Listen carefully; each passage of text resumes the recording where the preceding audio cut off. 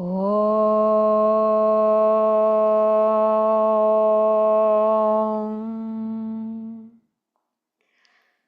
Om.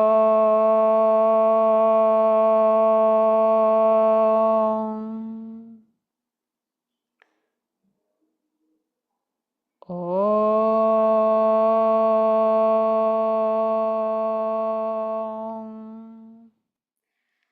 Om Sahana Vavatu Sahanao Bhunaktu Saha Viryankaravavahai Tejasvinavadhitamastu ma vidvishavahai.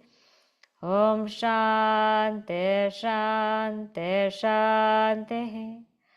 Vakratunda Mahakaya Suryakoti Samaprabha Nirvignam Kurume Deva Sarvakaryeshu Sarvada. Saraswati Namastubhyam Varade Kamarupini Vidyarambham Karishyame Siddhir Bhavatu Me Sada. Samasta Jana Kalyane Niratam Karunamayam Namami Chinmayam Devam Satgurum Brahma Vidvaram Mukam Karoti Vachalam Pangum Langhayate Girim Yat Kripatamaham Vande Paramananda Madhavam. Paramananda Madhavam. Okay, let's chant the verses that we covered last week. Verses 1 to 3. Shri Bhagavan Uvacha Idam tu te guhyatamam pravakshamyana suyave jnanam vijnana sahitam yajñatva mokshase shubhat raja vidya raja guhyam pavitram idamuttamam pratyakshaavagamam dharmyam susukham kartum avyayam ashraddadhanah purushaha dharmasyasya parantapa aprapya mam nivartante mrityu samsara vartmani. So we are in chapter 9 of the Bhagavad Gita, a very beautiful chapter. The chapter is called Royal Secret. So it's Raja Vidya, Raja Guhya Yoga, royal knowledge, which is a royal secret. And in the very, very first verse, it told us who this knowledge is going to be given to. This knowledge is going to be given to Anasuyu. Anasuyu means the one who is not fault-finding, the one who is not always criticizing and looking for defects in every situation. So the one who is Anasuyu, who is not fault-finding, that person will gain this knowledge. And this knowledge is given by Bhagwan himself. And he's going to give jnana, knowledge, and vijnana, the way to realization. And on knowing this, one will realize that they are free. This knowledge is very, very precious, as it said in verse number 2, because it's the king and queen of all knowledges. This knowledge is such that it will remove sorrow. So we may know many, many things in the world, but if we don't know who we are, then there's no point to that knowledge, because it's not going to free us from suffering. Suffering lies in the identification with the ego. And as long as we are identified with the ego, we will suffer. This knowledge removes that identification. And not only that, it is the most purifying. It has the ability to burn down all our karmas from so many births. It has the ability to burn down the entire samsara for us in a moment. That's how purifying it is. And it is like a secret because it's not as easy to comprehend. One reason we saw, it's a secret that many royal kings and queens possessed, and that's how they were able to live their life beautifully, efficiently, with so much love and inspiration. But it's also cryptic. It's not as easy to uh, break through it. We need a teacher, because very often we will get something quite puzzling, and that will come in the next few verses, we will see. And this knowledge is our very own self. It is pratyaksha. It's directly realized because it's our very own self. So it is you. It is actually effortless. If we are able to tune in, it is susukam. It is very easy because it is you. In one way it is easy, in one way it's kind of difficult. And it is dharmyam. It is that which integrates ourselves and integrates us into society. It creates harmony because this knowledge provides the vision of oneness, seeing that one reality in all beings, including our very own selves. And the result of this knowledge is imperishable. So those who seek this knowledge, they will get it. They will get it. But those who are possessed of ashraddha, meaning those who lack faith, they will not get it, because their questioning minds will make it very difficult to penetrate into this knowledge.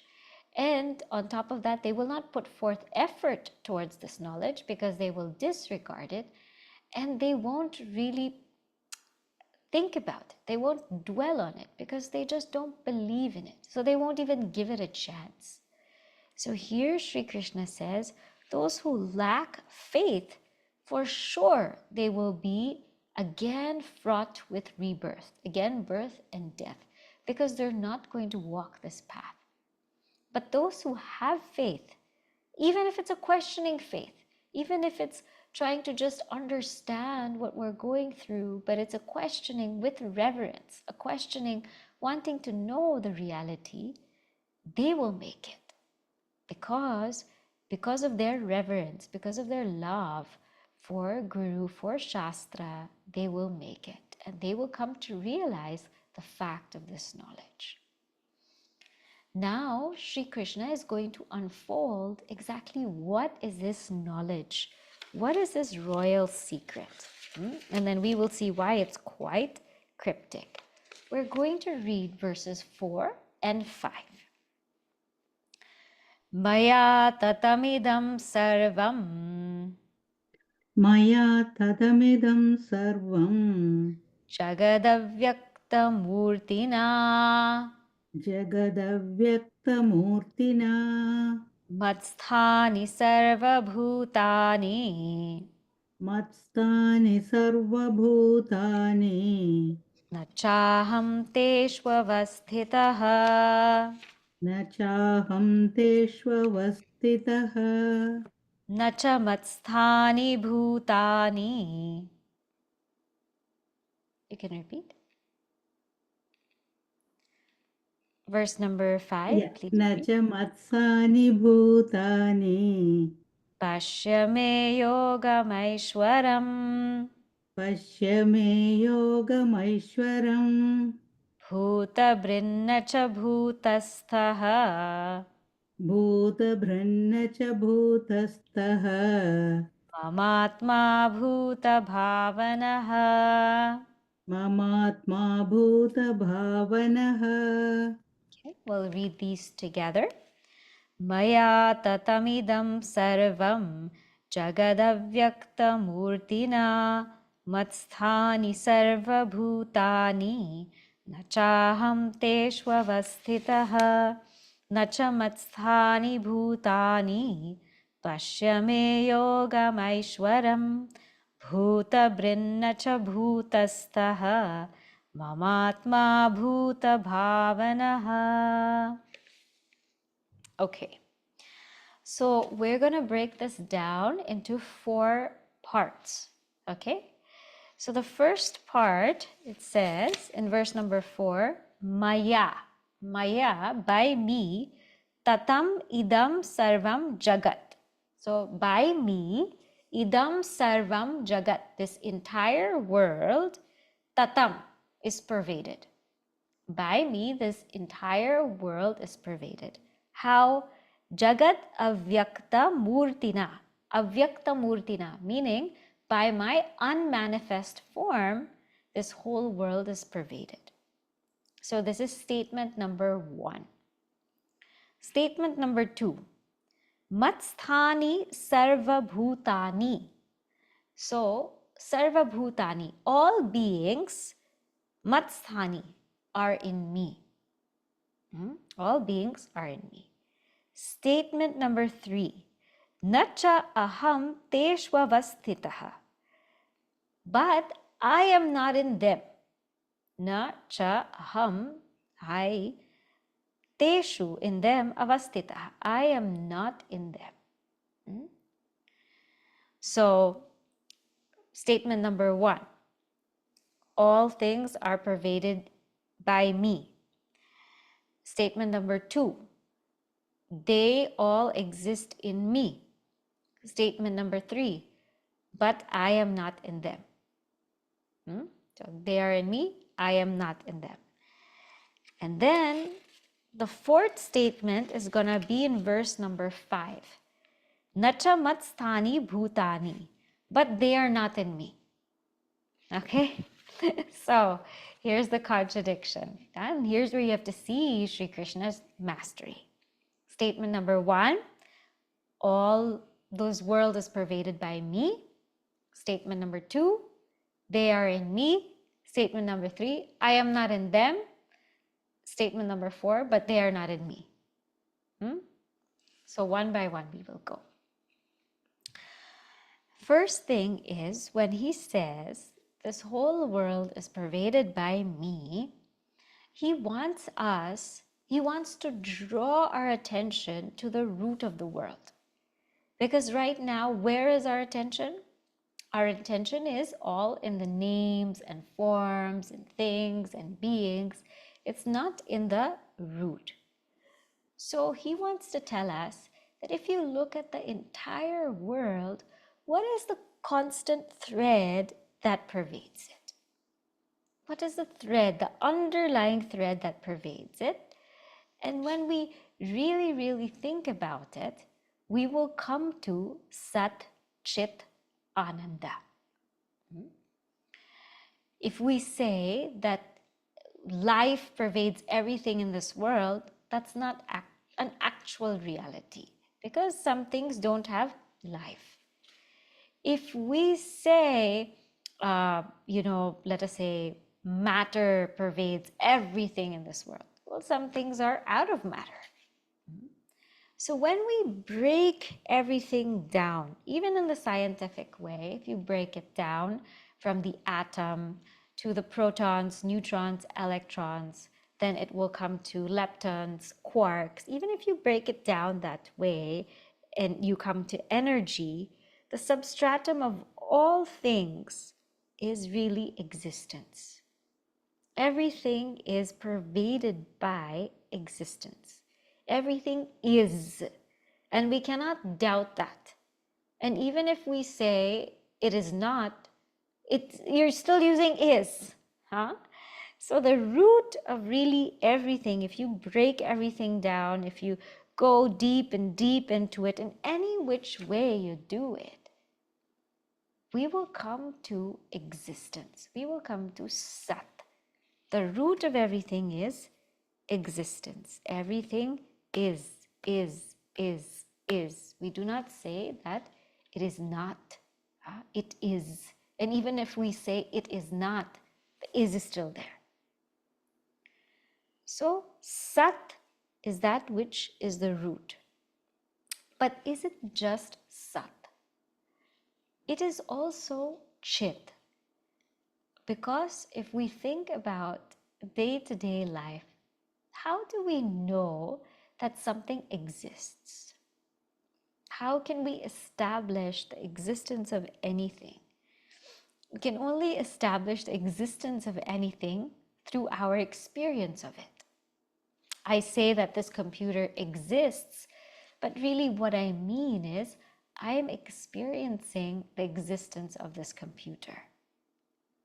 I say that this desk exists, but really what I'm saying is I'm experiencing the existence of this desk. Meaning you cannot, if you take existence and you try to separate experience out of it, you won't have it. You won't have anything like that. You cannot have existence without an experience of it. So what this is saying is it's not only Sat, but it is Chit. Because all existence is experienced. And the root of that experience is consciousness. Because we all know that experiences come and go. They rise and they fall. But where are they rising and falling? They are rising and falling in consciousness. So if we break down the entire universe, the root is existence. If we understand, if we break down our experience, the root of it is consciousness. And if we look at the world and we try to see what is within everything, how many possibilities are there in something, we will come to understand that there's infinity. For example, if you take a seed, it's not just the cover of the seed or the texture of the seed. Within the seed, there's infinity. There's an infinite number of trees and leaves and plants and fruits, and you and I can't even determine that. We can't. If we think about the human mind, what is in it? Infinity. The possibilities that can happen through one mind, nobody can measure it.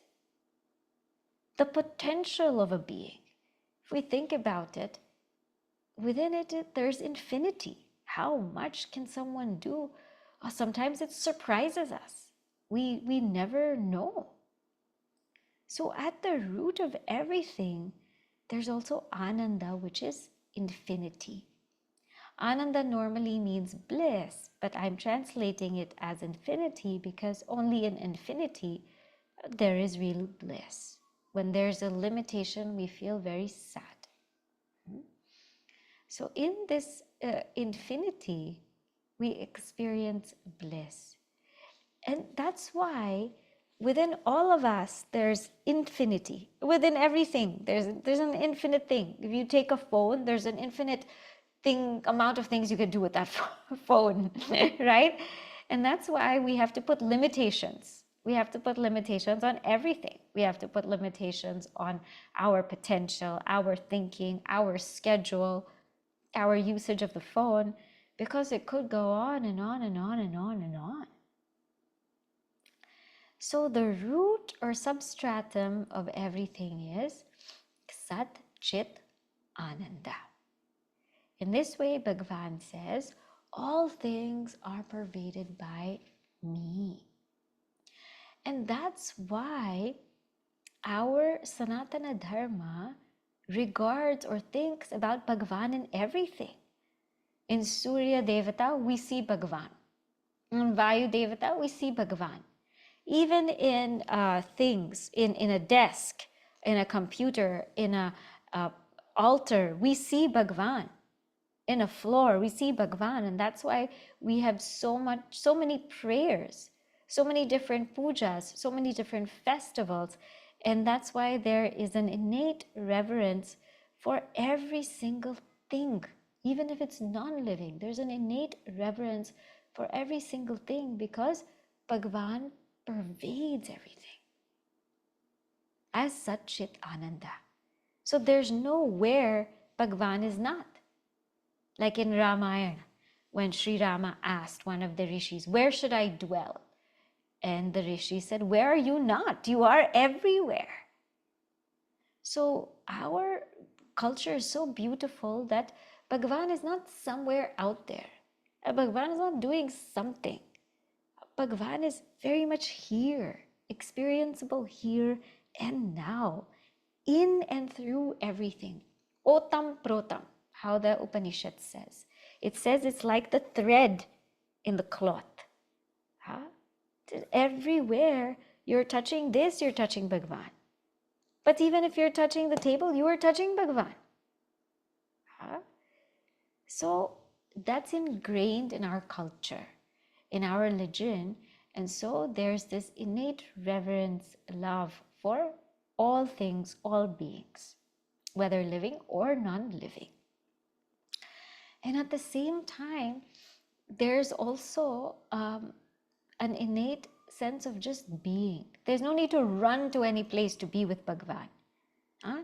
So many times people ask us, if God is everywhere, why should we go to the temple? It is true, God is everywhere, but we still go to the temple because that's where we feel Him most. So yes, He is in everywhere, He is everywhere, He is in everything, but we like to go to places where we feel Him most so that we can connect. And that comes in chapter 10. So all this world is pervaded by me, by Sat Chit Ananda. Statement number 1. Now, statement number 2. Matsthani sarva bhutani. They exist in me. Means they are in me. So we have this kind of weird notion. Let me ask you a question. Is space in existence or is existence in space?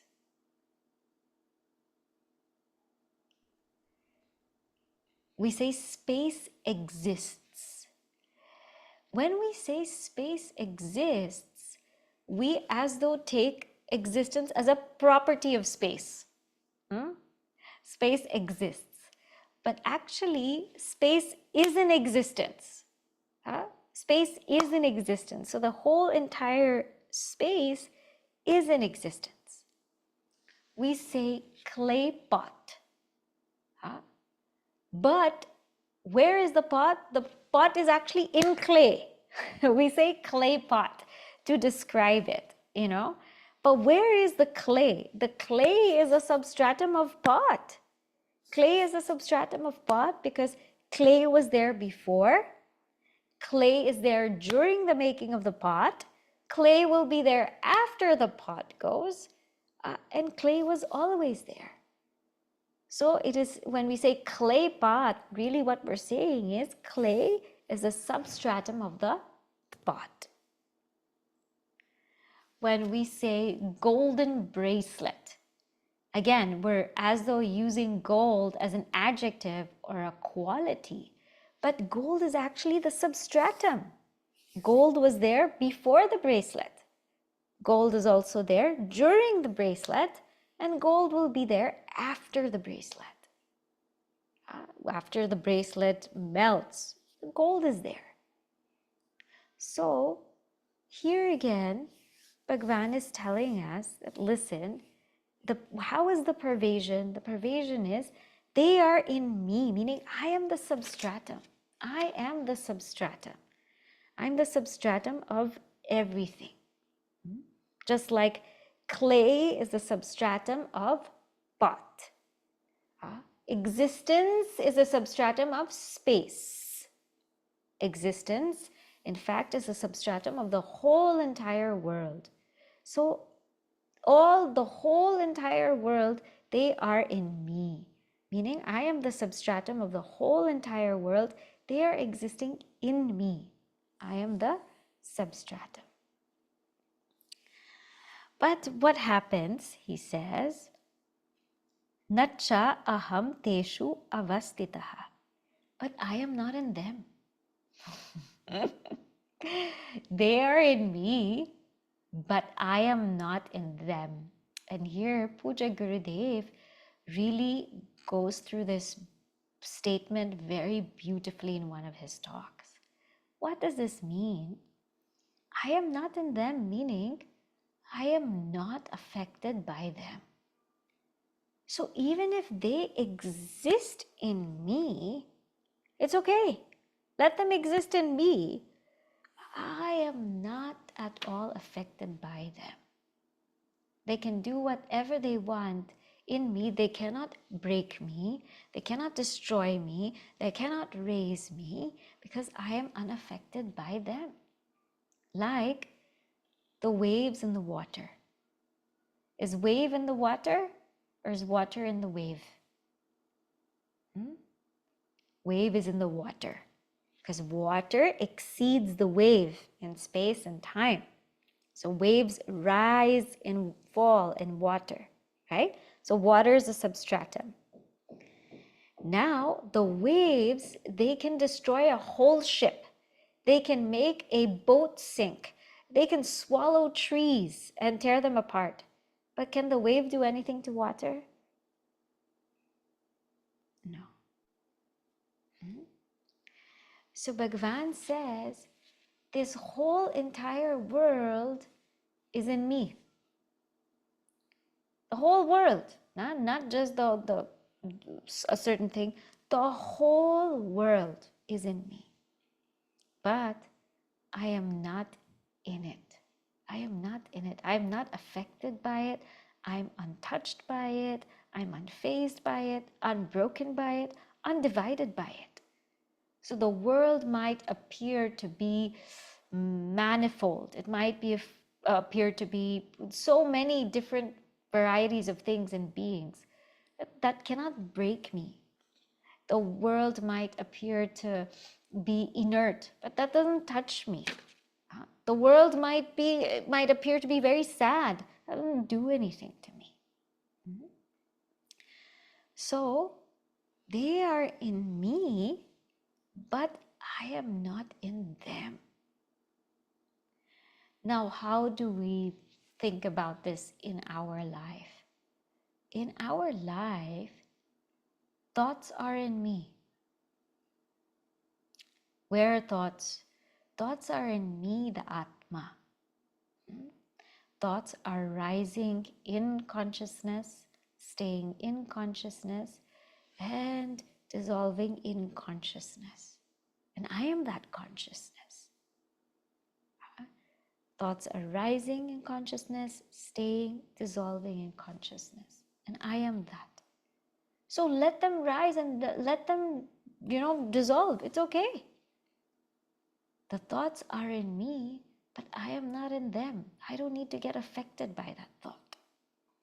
So anger thought comes, let it come and let it go. Happy thought comes, let it come and let it go. Disturbed thought comes, let it come, let it go. Peaceful thought comes, let it come, let it go. That's what thoughts will do. That's what waves do. But they are in me. I am not in them. I don't need to be affected, torn apart, raised, or broken. I don't need to be affected by them. I am the witness. I am the atma. So how we can apply this is to understand that they are in me, but I am not in them. Right? Now, going with the thought flow, and then we'll get into it a little bit more. Going into the thought flow. So, all things are pervaded by me. They are in me. I am not in them. And by the way, they are also not in me. They are not in me. Why? Because if we think of what the whole universe is, actually, it is nothing but Brahman alone. All universe is nothing but Brahman alone. So why even call it universe? It is just Brahman. Now, the snake and the rope example will make this clear for us to understand. So step 1, the rope pervades the entire snake. Yes? Everybody with me so far? Yeah? Now we know this is an imaginary snake. Yes? We know this is the Vedantic snake. So step 1, the rope pervades the entire snake. It lends existence to that snake. Otherwise, we wouldn't even see that snake. Step number 2, the snake is appearing in the rope. Yes? Step number 3, but the rope is not even affected by the snake. No, whether you think it's a big snake appearing on the rope, a small snake, a slimy snake, it's got nothing to do with the rope. It doesn't bother the rope because it's just an appearance. And step 4, if you actually see from the standpoint of the rope, there's no snake. If you turn on the light, there's no snake. What are you talking about? There's only rope. Huh? From the ultimate standpoint, there's no snake, there's only rope. So let me repeat that again so you can follow the progression. Step 1, the rope pervades the snake. Step 2, the snake is appearing on the rope. Step 3, but the rope is not affected by the snake. And step 4, actually there's no snake. Why are you making such a fuss? Huh? And those who are following this carefully, you will see the progression from Srishti Drishti Vada to Drishti Srishti to Ajata Vada eventually. Huh? Now we'll take the screen and the movie example since we use this in Vedanta. So step 1, the screen pervades the entire movie. Screen pervades the entire movie. Step 2, the movie is in the screen. It's appearing in the screen. Yes, you go to the movie, it's appearing in the screen. Step 3, the screen is unaffected by the movie. So let the movie have a rainy scene or a fiery scene or a romantic scene. It doesn't matter to the screen. You do what you want to do. It doesn't matter to the screen. And step 4, from the standpoint of the screen alone is. Screen alone is. So now let's look at us. With respect to this body, mind, intellect, we are called atman. So let us see from the perspective of atman. Now, step 1, this atman pervades the body, mind, intellect, ego. Don't think that this atman is inside you. No. There's no inside and outside. This whole body, mind, intellect, ego is an atman. Atman is a substratum. So if we think that the atman is some little thing inside us, it's not like that at all. Atman is the substratum upon which this body, this mind, this intellect, this ego, upon which all of this is superimposed. If you want an example to grasp this concept, you just think about dream. In dream, what happens? Everybody in the dream, everybody, every place, everything, the whole entire dream world is nothing but the dreamer. Yes? So in the same way, the dreaming mind is the substratum of the whole dream world. Like that, this Atman is a substratum of the whole body, mind, intellect, ego. And actually the whole world also.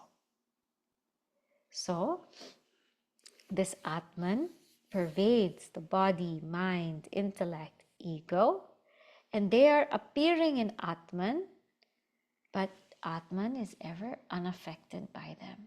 Atman meaning you, meaning me. That I is unaffected by them. And at the end of the day, Atman alone is. Atman alone is. Right? You can, in the beginning, when we're studying Vedanta, we call it body, mind, intellect. But at the subtlest stage, we call everything Atman. Because if try to show the pot without clay, you cannot. The pot is clay. Try to show the body, mind, intellect without consciousness, without existence. You cannot. It is existence, it is consciousness, it is Atman alone. So, what does this tell me as a seeker? What this tells me as a seeker is this: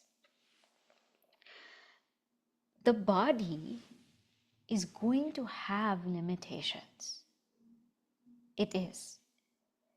Whatever type of body we have, whatever background, whatever culture, whatever genes we have, our body will have limitations. It will grow, it will decay, it will be destroyed. It's okay. It's okay. At the relative level, we have to take care of the body. But remember, actually, we're way beyond the body. We're untouched by it. So don't get too caught up in it. Understand its limitations and be a witness to it. Do what's required, but remember, we are a witness to it. We are not that body, we are a witness to it. It will have limitations. Our minds definitely will have limitations. Our memory might have limitations, our concentration, our subtlety, even our purity. Sometimes we cannot maintain purity all the time. We will have some limitations. It's okay. We need to work on it at the relative level, but remember, at the ultimate level, we are free of that mind. We are witness to it. Don't get so hung up on it. Learn how to detach. You know, the whole teaching of detaching from the results of actions, detaching from expectation, that teaching is forming the ground to detach from the body and the mind itself. That's why detachment is given at that level. So when it comes to the level of this body, mind, intellect, ego, it becomes easier. The ego that we have will also have its limitations. There's only so much we can do as that ego. It's going to have limitations. It's okay. Do what we can at the relative level, but again, learn how to detach from it. Our dharma here as seekers is not to perfect anatma. Anatma means that which is not atma. Our dharma is not to perfect our body, mind, intellect, ego. That's not our dharma. Our dharma is to purify the body, mind, intellect, ego enough so we can transcend it. Our dharma is transcendence. At the level of anatma, there will always be imperfection. Nobody has the perfect body, mind, intellect. Nobody even has the perfect house. Nobody has perfect anatma. So to strive to perfect it to such a high degree is a futile task. Our task is to purify it enough to transcend it. So that's what this means for us. And at the deeper level, we only will see things as Atma, as the self. At the deeper level, this is the self, the ego is the self, the mind is the self, everything is the self, because what can really exist apart from the self? So self alone is. Now, coming to the level of Brahman. So Brahman is who we are with respect to the entire world. Again, Now, the whole world is pervaded by me. Me who? Existence, consciousness, bliss. Hmm? The world is an appearance in me. Again, existence, consciousness, bliss. Entire world. But I am not affected by it because it's appearing in me. I am not affected by it. It's appearing in me. And at the highest level, the world is actually me. Because the world cannot exist apart from Brahman. So the world is actually me. So it's not even existing in me because it is me. It cannot exist without me. So what does this mean for us at the world level? At the world level, why are we desiring so many things? It's already you. I want this, I want that, I want all of that. It's already you. It's already, it's you. It's appearing in you, it's you. So how can you are already complete. You're already Purna, right? I want to have this, I want to have that. You're already, the whole thing is appearing in you. Why would you want it, right? So therefore, one becomes free of this jwara called desire when this is properly understood. This is what you call Brahma Vidya. This is knowledge of reality. That you, in your innate nature, are infinite. You are that ultimate reality. And you are already complete as you are. So let everything go on as it needs to go on, but stay rooted in who you are. This is what Bhagwan means to say. This is Raja Vidya. This is a royal knowledge. This is Raja Guhyam. This is a secret because hard to uncover. A sadhaka may ask, this is such a profound secret, but how is this happening? How is this happening? I mean, how is it happening that I am this reality, but this whole world is still appearing? How is this happening? In verse number 5, he says, Pashya me yogam aishwaram. Look, Pashya, at me yogam aishwaram. Look at my divine Maya. More like, behold my divine Maya. It is through the power of Maya that one appears as many. That consciousness appears as inert. That bliss appears sorrowful. It is that divine Maya. That divine Maya. So even if we can experience something, in reality it doesn't exist. Even if we can experience the world in all its glory, in reality it doesn't exist because it doesn't exist apart from existence, consciousness. This is what is called Maya. Experience it, but it's not really existing.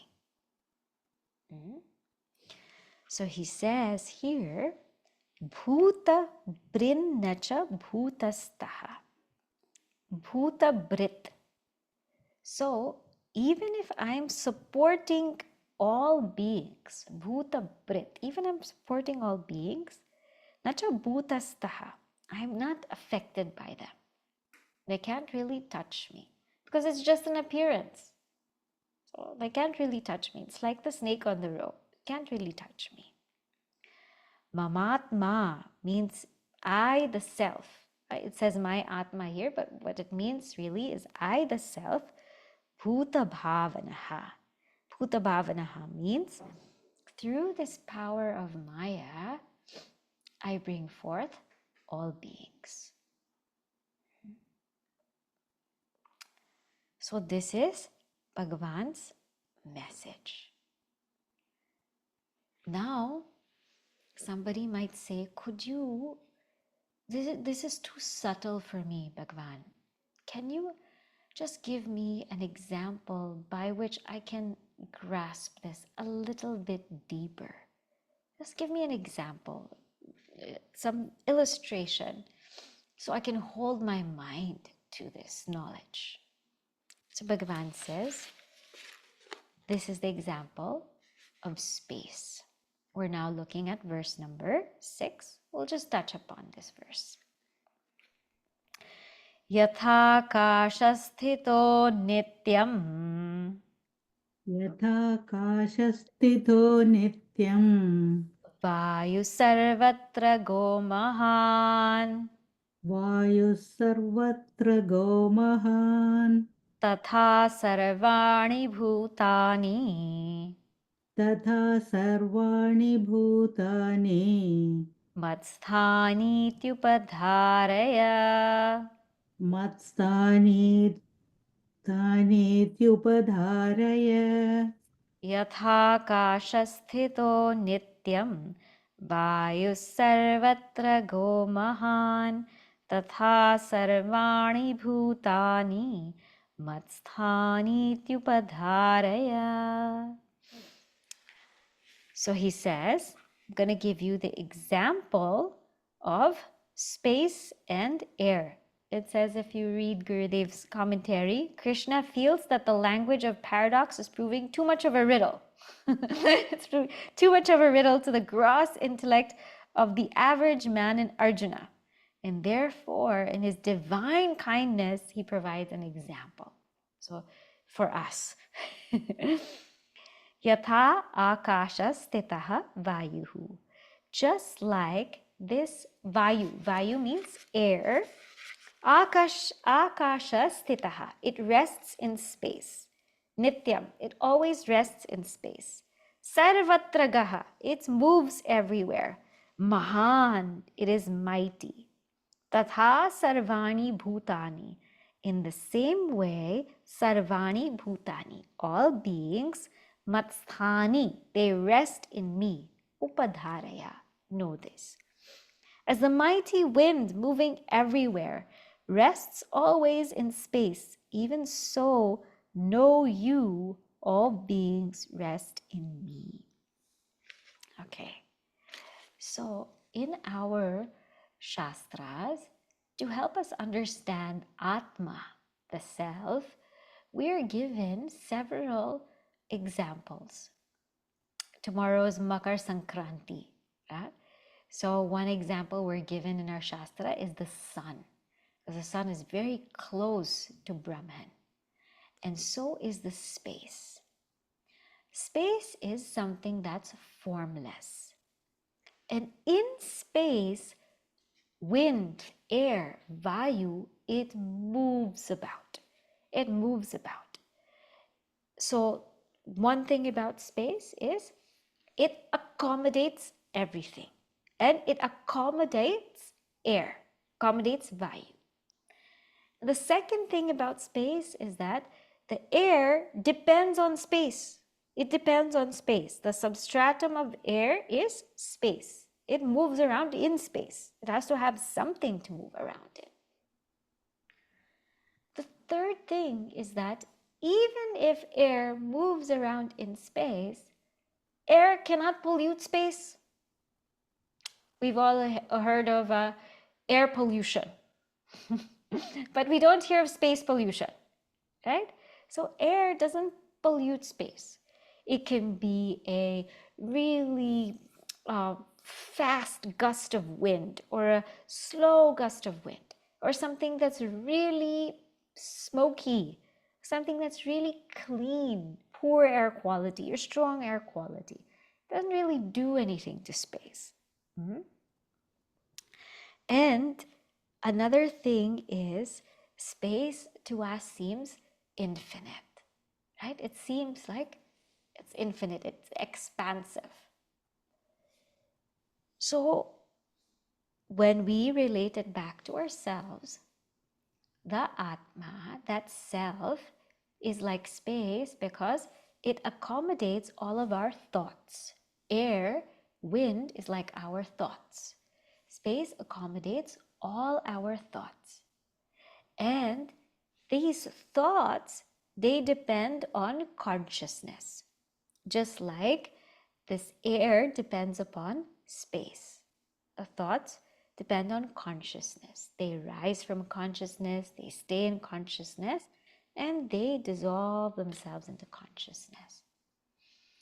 And just like space is unaffected by air, our consciousness is unaffected by any thoughts that we have. So, be it fast thoughts, slow thoughts, vulgar thoughts, peaceful thoughts, disturbed thoughts, whatever thoughts, all of our thoughts are just like wind. They're like air. They're like clouds. They're just moving. They're just moving. They're just moving. But try to see the space beneath the clouds. So try to pay attention to that consciousness beneath the thoughts. And just like space to us is infinite, consciousness also is infinite. So as a seeker, my sadhana is again explaining the concept what Sri Krishna said, they are in me, I am not in them.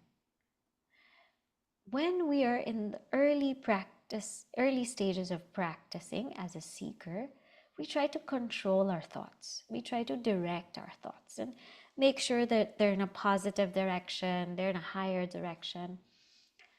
But as the mind becomes purified, the sadhana now is to transcend those thoughts. Just watch those thoughts. Just like in space, all the clouds are moving, all the air is moving, it's going here and there, changing colors.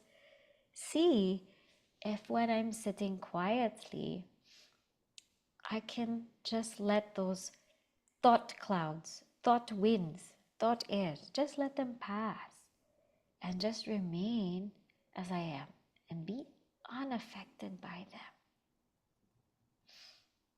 Whenever we pay too much attention to thoughts, we die. And I've given you an acronym here for die. D means, this is for now, this is just a note of caution, this is for an advanced sadhaka. It's not for somebody who's still in the stages of purifying their mind. This is for a sadhaka who has been purifying their mind, been going through spiritual practices. So whenever we identify with thoughts, we die. D stands for depend. We tend to depend on the condition of the mind. And when the mind is in a good condition, we feel happy. When the mind is not in a good condition, we feel sad. And so our whole life, we depend on the mind, depend on the condition of the mind. That is called samsara. So D is for dependence. I, of course, is identify. When we identify with the mind, saying, I am this mind, I am going through this, I am going through suffering, I am going through joy. The minute we identify with the mind, we will face sorrow. And the E is expectation.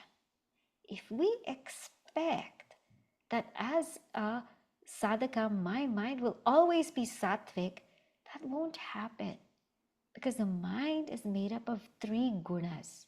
And in chapter 14 of the Bhagavad Gita, when we get to that, Sri Krishna also says that you just, at some point, you have to let it go.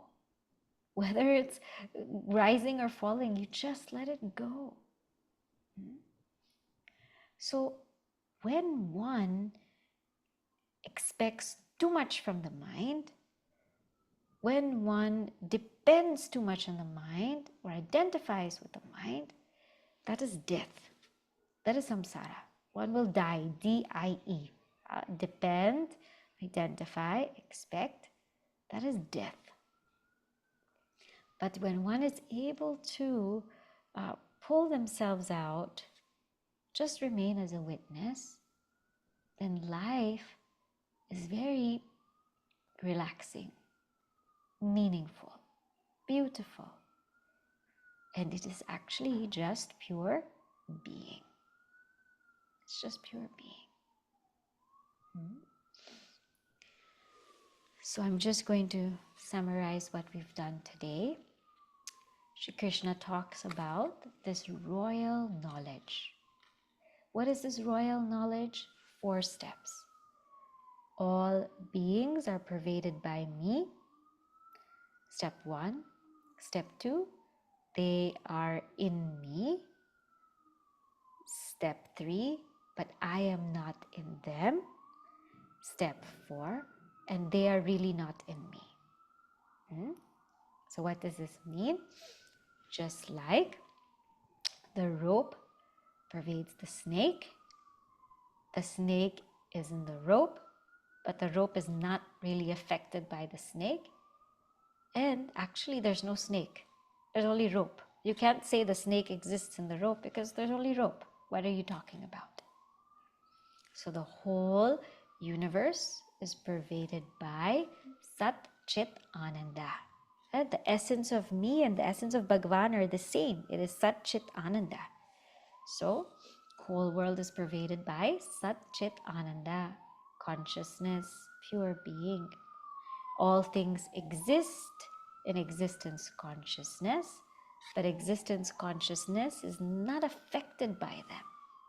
And actually, from the highest standpoint, they don't exist in existence consciousness because existence consciousness is the only thing there is. Now you equate that existence consciousness to I, the pure self. Then you've got it. Then you've got it. And if you want a sample illustration, just like the wind is in space and space is not affected, space just accommodates that wind, not affected by it, not the least bit perturbed, so too I, the self, am that substratum. So they are in me, but I am not in them. And in reality, they are not even in me because I alone am. Okay? So this is a very important verse, these verses 4 and 5. If you can please contemplate on it a little bit more, spend some time quietly, and keep this in mind. They are in me, but I am not in them. We'll conclude here. Om Purnamadav Purnamidam Purnat Purnamudachyate Purnasya Purnamadaya Purnameva Vashishyate. Om Shanti Shanti Shanti. Harihi Om Shri Gurubhyo Namaha. Harihi Om.